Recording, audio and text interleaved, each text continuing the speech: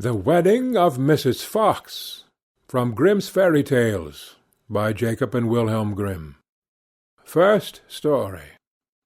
There was once upon a time an old fox with 9 tails, who believed that his wife was not faithful to him, and wished to put her to the test.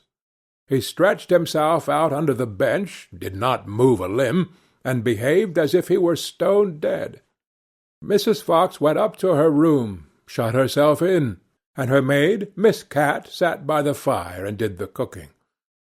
When it became known that the old fox was dead, suitors presented themselves. The maid heard someone standing at the house door, knocking. She went and opened it, and it was a young fox, who said, "What may you be about, Miss Cat? Do you sleep, or do you wake?" She answered, "I am not sleeping, I am waking. Would you know what I am making? I am boiling warm beer with butter. Will you be my guest for supper?" "No, thank you, miss," said the fox. "What is Mrs. Fox doing?" The maid replied, "She is sitting in her room, moaning in her gloom, weeping her little eyes quite red, because old Mr. Fox is dead." "Do just tell her, miss, that a young fox is here, who would like to woo her." "Certainly, young sir." The cat goes up the stairs, trip, trip. The door she knocks at, tap, tap, tap. "Mistress Fox, are you inside?" "Oh, yes, my dear cat," she cried. "A wooer, he stands at the door out there." "What does he look like, my dear?" "Has he 9 as beautiful tails as the late Mr. Fox?" "Oh, no," answered the cat, "he has only 1. "Then I will not have him." Miss Cat went downstairs and sent the wooer away. Soon afterwards there was another knock, and another fox was at the door who wished to woo Mrs. Fox. He had 2 tails, but he did not fare better than the first. After this still more came, each with 1 tail more than the other, but they were all turned down, until at last one came who had 9 tails, like old Mr. Fox. When the widow heard that, she said joyfully to the cat, "Now open the gates and doors all wide, and carry old Mr. Fox outside."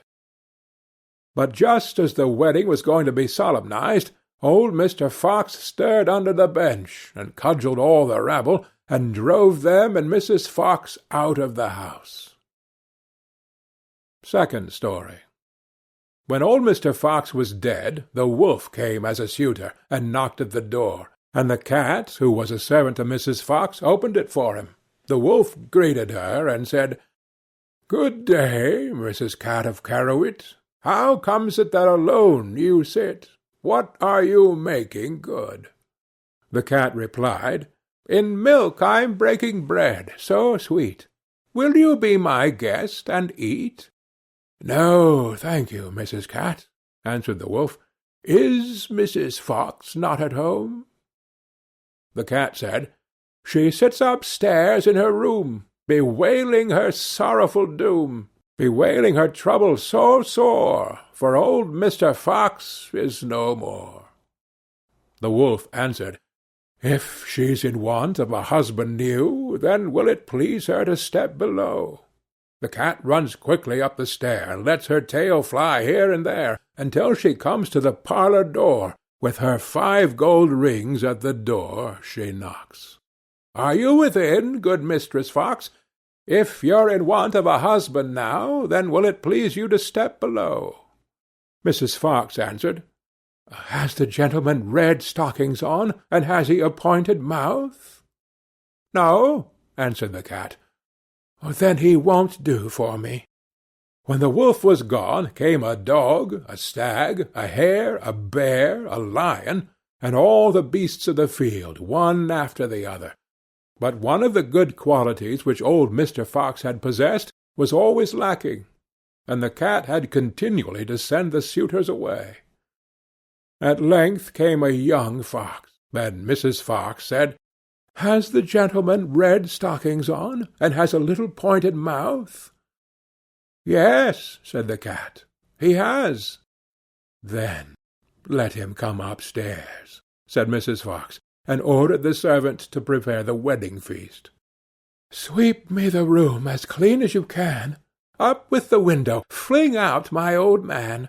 For many a fine fat mouse he brought, yet of his wife he never thought, but ate up every one he caught." Then the wedding was solemnized with young Mr. Fox, and there was much rejoicing and dancing, and if they have not left off, they are dancing still. End of the wedding of Mrs. Fox.